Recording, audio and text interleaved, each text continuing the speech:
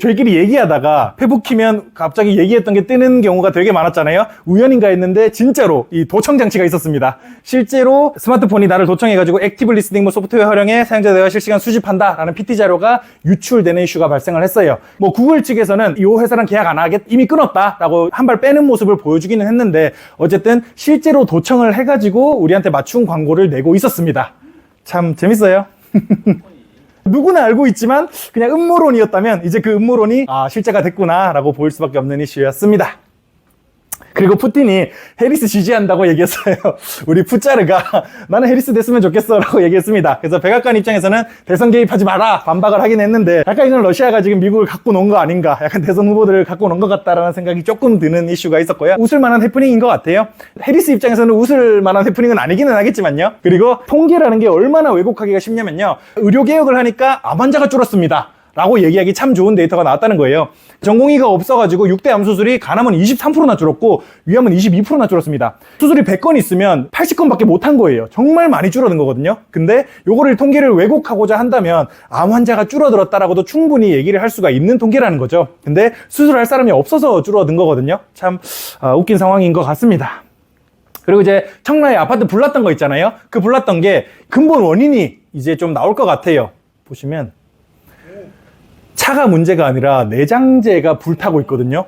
그러니까 이제 마감재죠, 마감재. 마감재가 불타고 있는 모습을 보여주고 있는데 미쳤습니다. 이거는 아파트 책임이 될 가능성이 아주 높아졌다고, 아파트란다, 건설사의 책임이 될 가능성이 아주 높아졌다고 얘기할 수가 있는 거죠. 아파트가 풍경채예요. 그래서 그 건설사가 책임이 아주 클 가능성이 있습니다. 제가 이제 건축법은 모르지만 이게 2017년에 지어졌더라고요. 처음에는 코로나 때 돈이 없어가지고 이거 싼 거 해서 그런가? 난연 소재로 안 해서 그런가라고 생각을 했는데 2017년이면 코로나도 아니잖아요. 그러니까 건설 자재가 그렇게 올라갔을 때도 아닌데 왜 이런 걸로 지었을까 싶기는 한데, 만약에 건설법이 문제라면, 건설법이 난연 소재 써야 된다라는 게 없다면 법을 바꿔야겠죠. 근데 만약에 법이 있다면 여기는 정말 심각한 잘못을 한 게 될 겁니다. 자, 건축법까지는 모르겠지만 한번 확인해 본다면 어떻게 될까가, 지금은 이제 벤츠 측보다는, 벤츠 측도 문제라면 문제지만 이거를 이제 주차장 전체로 확산시킨 책임 소재를 묻는다면 이 건설사가 될 가능성이 아주 높아졌습니다. 그리고 재밌는 게 우리가 이제 언론을 볼 때도, 그러니까 우리가 어떤 정보를 얻을 때 단순히 얘네가 이렇게 얘기한 대로 받으면 되는 게 아니라 레거시 미디어라고 표현을 하거든요. 그 미디어들이 모두가 각자의 색깔을 가지고 있습니다. 우리나라 같은 경우는 대표적으로 MBC가 조금 좌파적인 경향이다 라고 얘기를 많이 하는 거고, 미국 같은 경우도 CNN 같은 경우는 친민주당 계열입니다. 그리고 이제 폭스뉴스 같은 경우는 되게 친공화당 계열이거든요. 그래서 정보를 얻을 때 얘네가 주장했네, 이게 맞겠다 라고 단순히 판단할 게 아니라 얘네는 좀 친민주당 계열이구나 라고 생각을 하고 받아들여야 되고, 얘네는 좀 친공화당 쪽으로 말을 했겠구나 라고 생각하고 받아들여야 된다는 거죠. 당연하지만 우리나라 언론도 마찬가지입니다. 그래서 우리가 필요한 게 적어도 얘네 말이 맞는지 틀린지 정도는 스스로 판단할 수 있는 이 능력을 키워야 되고, 그래서 이제 최소한의 공부가 필요하다라고 얘기를 하는 건데, 지난주에 대선 토론이 있었잖아요. 그 대선 토론 이후로 경제 관련해서 봤을 때, 이코노미를 누가 더 잘할까를 봤을 때, 토론 전에는 트럼프 53이었는데 토론 후에 트럼프가 55로 올라섰습니다. 심지어 이게 CNN에서 얘기를 했다는 거는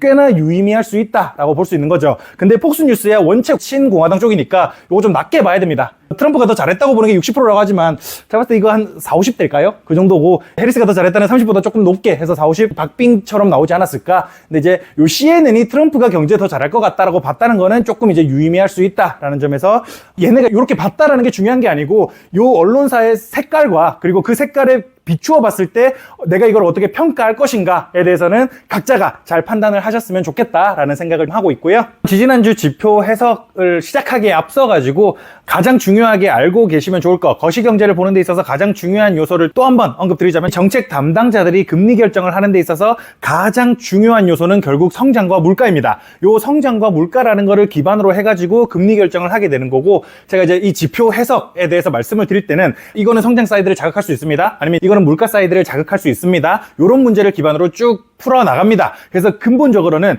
금리 결정을 어떻게 할 것인가를 이해하기 위해서 성장은 얼마나 될 것인가, 물가는 얼마나 될 것인가, 이게 중요한 변수가 되고, 그 밑에 것들은 성장과 물가를 건드리는 요소들이다 라고 일단 이렇게 하위 분야를 설정을 할 수가 있을 것 같고요. 기본적으로 이제 성장이라고 하면 일반적으로 GDP를 얘기합니다. 거시경제를 얘기할 때 알파이자 오메가가 GDP거든요. 정부 지출, 그리고 민간 소비, 기업 투자, 수출 빼기 수입, 요거를 이제 GDP라고 얘기를 하고 있죠. 그래서 정부가 얼마나 돈을 많이 썼는지, 기업이 설비 투자를 얼마나 많이 했는지, 개인이 소비를 얼마나 많이 했는지, 한 나라가 수출은 얼마나 많이 했고 수입은 얼마나 적게 했는지에 따라서 요 나라의 성장이 결정되게 됩니다. 금리를 조절한다는 거는 보통 유동성을 확대하거나 유동성을 줄인다는 뜻입니다. 금리를 올린다는 거는 빌려줬던 돈을 회수하겠다라는 뜻이 되는 거고, 금리를 낮추겠다라는 거는 사람들이 더 많은 대출을 받을 수 있게 만들어서 유동성을 풀겠다라는 뜻이 되거든요. 그러다 보니까 성장이 잘 될 때는 사실 요 금리 정책에 있어서 약간 크게 문제가 안 됩니다. 그래서 금리를 올려도 되고 사실 낮추는 것도 문제는 딱히 없기는 해요. 근데 이제 성장이 잘 될 때 금리를 낮출 일은 웬만하면 없기는 하지만요.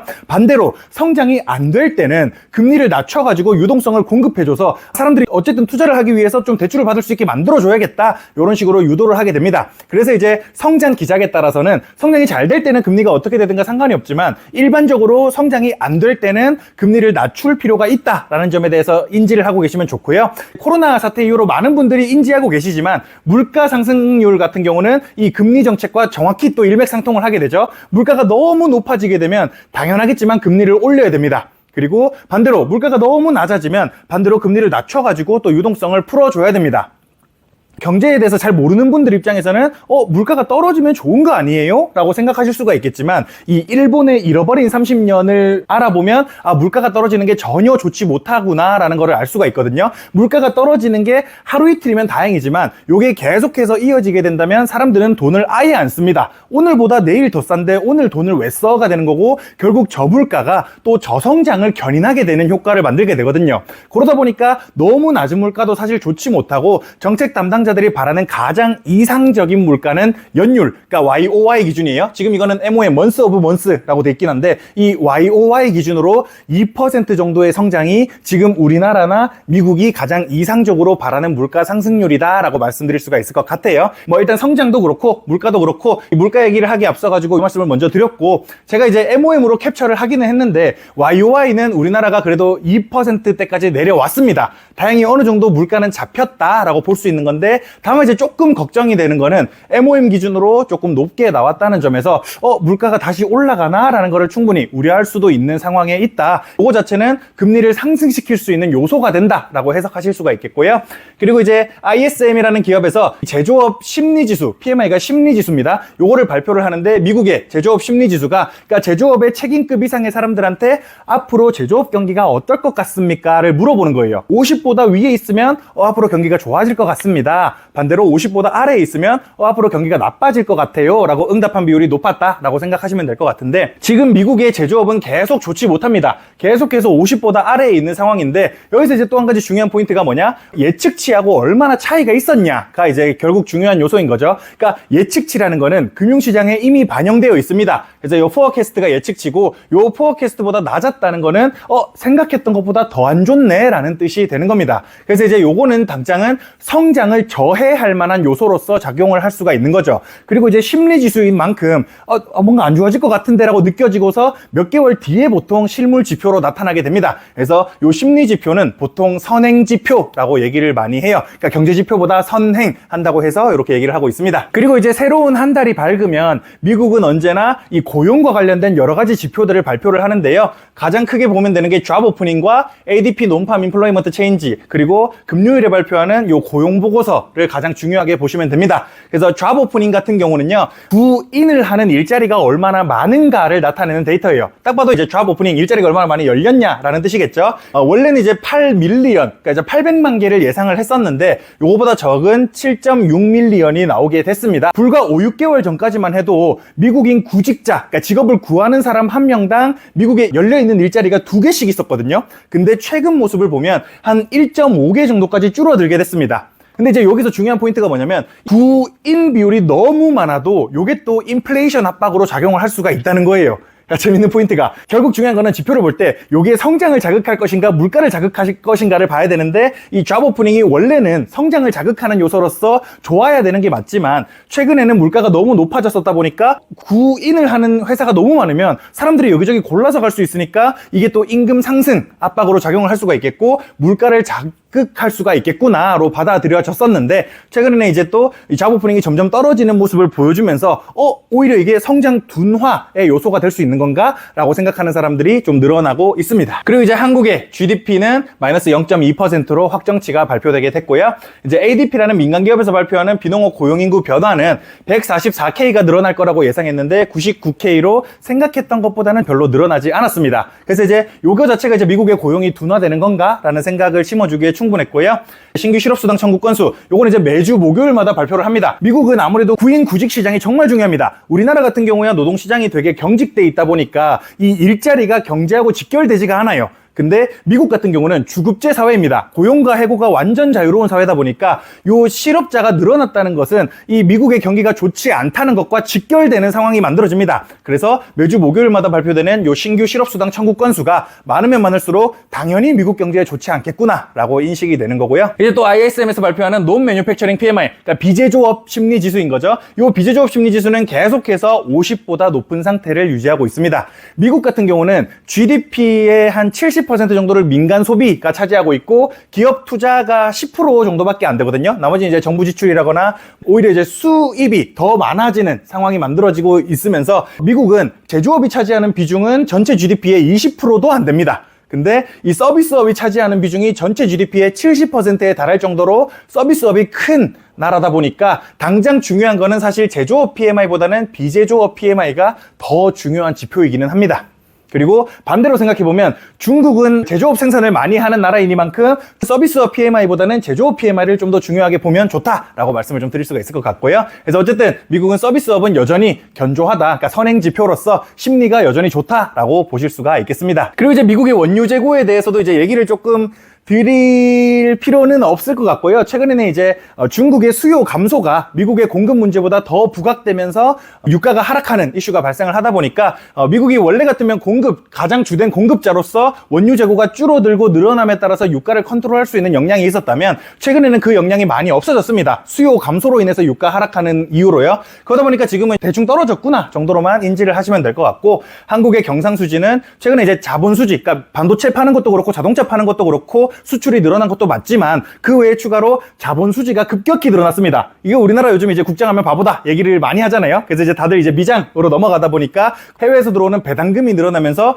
요 자본 수지가 늘어남에 따라서 경상 수지 또한 계속해서 늘어나고 있는 모습을 보여주고 있고요. 그리고 이제 금요일 고용 보고서 또한 예상치보다 164K보다 적게 고용이 됐다라는 거를 볼 수가 있고, 그 와중에 이제 실업률은 4.2%로 나오게 됐습니다. 실업률에 대해서도 뭐 3번 이슈에서도 한번 얘기를 하겠지만 정책 담당자들이 바라는 가장 이상적인 실업률은 4%라고 보고 있습니다. 그래서 실업률이 나쁘면 당연히 경기 침체인 거니까, 일자리가 없으면 대출을 갚을 수가 없으니까, 그래서 그게 이제 경기 침체로 이어질 수가 있는데 요 4%보다 적으면 그것도 그것대로 문제인 거예요. 아까 잡 오프닝에서 잠깐 말씀드렸지만 실업률이 너무 낮으면 사람을 구하려는 일자리가 훨씬 많기 때문에 요게 임금 상승 압력으로 작용을 할 수가 있습니다. 그래서 요 임금 상승 압력과 침체 요 사이에서 가장 이상적인 점이 어디냐, 이거는 아무도 모릅니다. 아무도 모르지만 정책 담당자들은 대략 요 정도로 보고 있다, 4% 정도로 보고 있다라는 거를 일단 말씀드리고 가고요. 그래서 일단은 실업률이 4.2%로 나오게 됐습니다. 지난주 지표에 대해서 말씀을 드리자면요,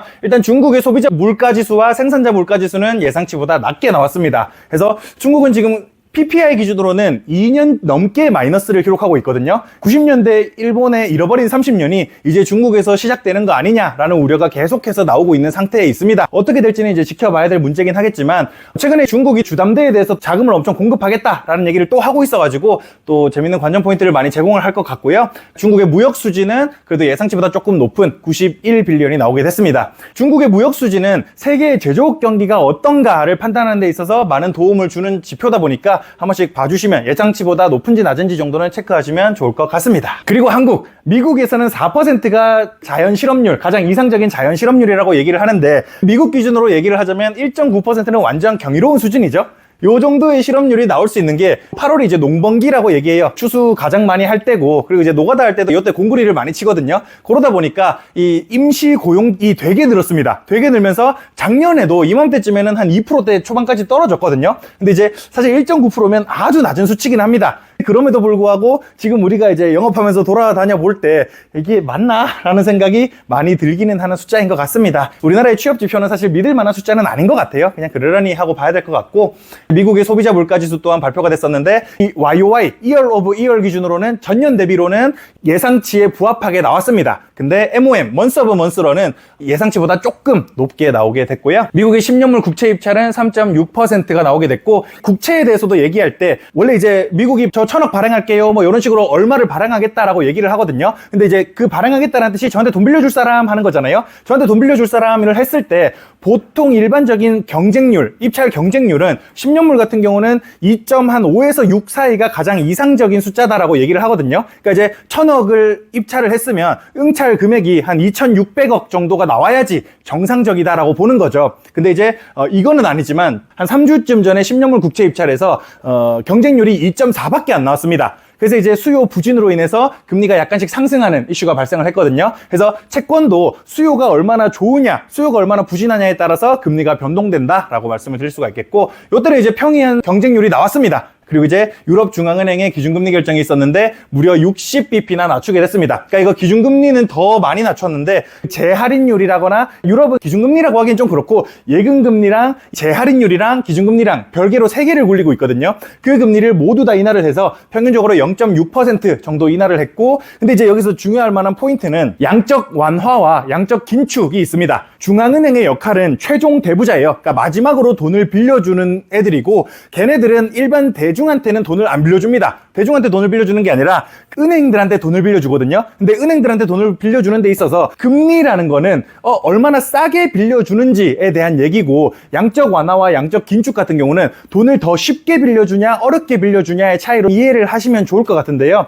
우리가 이제 주택담보대출을 받을 때도 한참 이제 지지난달까지만 해도 대출 조건이 되게 좋게 잘 나왔었잖아요. 오히려 돈을 더 빌릴 수도 있었습니다. 근데 이제 9월부터 스트레스 DSR이 도입되면서 대출을 더 까다롭게 만드는 이런 이슈들이 정부 정책으로도 존재를 하잖아요. 그거에 가장 가까운 게 이제 양적 완화와 양적 긴축이라고 볼 수가 있겠는데, 중앙은행이 직접 돈을 빌려주는 게 양적 완화입니다. 그래서 채권을 계속 발행을 했을 때 계속 채권을 사줌으로써, 그러니까 돈을 빌려줄 조건이 안 되더라도 너네 좀 힘들어 보인다, 신용이 좀 떨어져도 우리가 살려줄게 라고 하면서 돈을 빌려주는 거를 양적 완화, 더 많이 빌려주는 거를 양적 완화라고 하고요. 그러니까 대차 대조표상 중앙은행의 자산이 늘어나는 겁니다. 중앙은행의 자산이 늘어난다는 거는 돈을 더 많이 빌려주고 있다는 뜻인 거니까요. 반대로 중앙은행의 자산이 줄어드는 거, 요거는 이제 빌려줬던 돈을 회수하는 거라고 볼 수 있고, 그걸 이제 양적 긴축이라고 표현을 할 수가 있는데요. 제가 이 말씀을 왜 드렸냐면, 유럽 중앙은행은 금리를 낮추기는 했으나 양적 긴축을 계속해서 진행하고 있습니다. 돈을 더 빌려주지 않고 있다는 거예요. 돈을 빌려줄 때 금리 자체는 낮췄지만 우리가 돈을 빌려줄 생각은 없습니다 라고 볼 수가 있는 거죠. 근데 우리 금리는 일단 요러니까 시장에서 알아서 낮게 거래하세요 정도로 표현을 할 수가 있겠습니다. 그리고 이제 신규 실업수당 청구 건수는 예상치보다 조금 높게 나왔고요. 미국의 생산자 물가지수 또한 예상치보다 조금 높게 나왔습니다. 근데 이제 YOY로는, Year of Year로는 예상치에 부합하게 나왔고요. 그리고 30년물 국채 입찰 같은 경우는 수요가 조금 부진했습니다. 수요가 부진해가지고 발행금리가 약간 높게 나왔고, 한국의 M2 광의 통화입니다. 통화량은 시중에 돈이 얼마나 많이 풀렸냐를 뜻하는 건데, 협의 통화 같은 경우는 현금이나 요구불 예금, 우리가 이제 체크카드 쓸 수 있는 계좌 있잖아요. 그것만 얘기하는 게 이제 M1 협의 통화의 개념이고, 요 M2 광의 통화의 개념은 2년 미만의 금융상품을 포함하는 개념입니다. 그래서 시중에 풀린 전체 돈이라고 볼 수 있는데, 그게 지금 작년 7월보다 올해 7월에 5.2% 더 늘어났습니다. 그래서 통화량이 증가한다는 거는 자산 가격이 올랐거나 물가가 올랐거나 어떤 돈의 가치는 떨어지는 이슈가 발생을 했다라고 얘기할 수 있는 거고, 최근에는 이제 부동산 가격이 급등을 하는 이슈가 발생을 했잖아요. 그걸로 인해서 통화량이 많이 늘어났다고 보는 게 가장 합리적입니다. 그리고 이제 토요일에 중국의 산업 생산 발표가 있었는데 예상치보다 조금 낮은 숫자가 나오게 됐습니다. 중국은 제조업 국가이니만큼 이 산업 생산 또한 중요한 변수가 되겠죠. 이번 주에 주목할 만한 지표로는 소매 판매 0.1%로 감소했고요. 20년물 채권 입찰이 수요가 부진했습니다.